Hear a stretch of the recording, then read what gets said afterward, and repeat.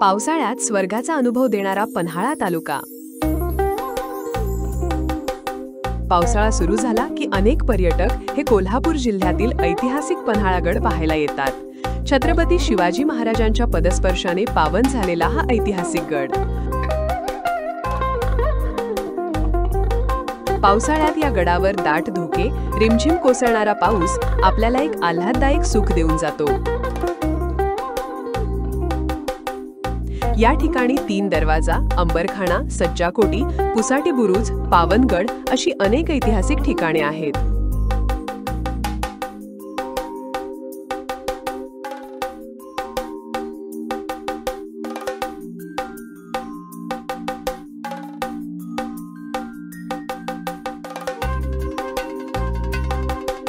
दुसरे ठिकाण म्हणजे पन्हाळाचा जूड किल्ला असलेला पावनगड किल्ला। पन्हाळागड जिंकल्यानंतर शिवरायांनी हा गड पूर्णतः नव्याने बांधून घेतला। पावनगडावर औषधी वनस्पती, तुपाची विहीर, महादेवाचे मंदिर पाहायला मिळते।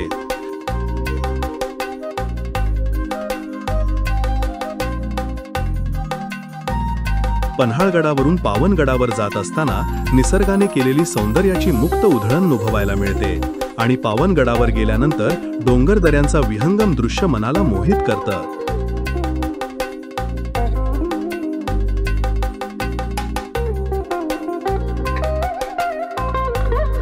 पन्हाळगडापासून काही अंतरावर असलेलं आणखी एक ठिकाण म्हणजे वाडी रत्नागिरी येथील श्री क्षेत्र ज्योतिबा देवाचं मंदिर परिसर।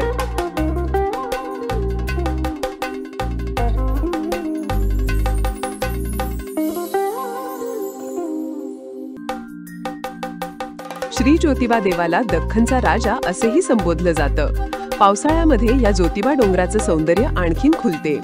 पावसाच्या सरी, धुक्यात हरवलेले डोंगर आणि डोंगरांच्या कुशीत वसलेले श्री क्षेत्र ज्योतिबा मंदिर।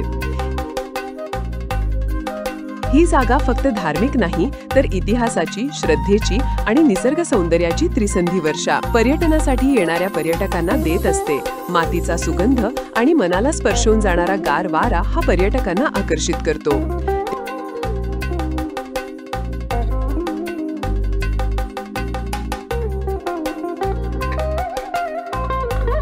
त्याचबरोबर पन्हाळगडापासून काही अंतरावर 10 पठारांचे मिळून तब्बल 814 हेक्टर जागेवर पसरलेले मसाई पठार पर्यटकांना आकर्षित करतं।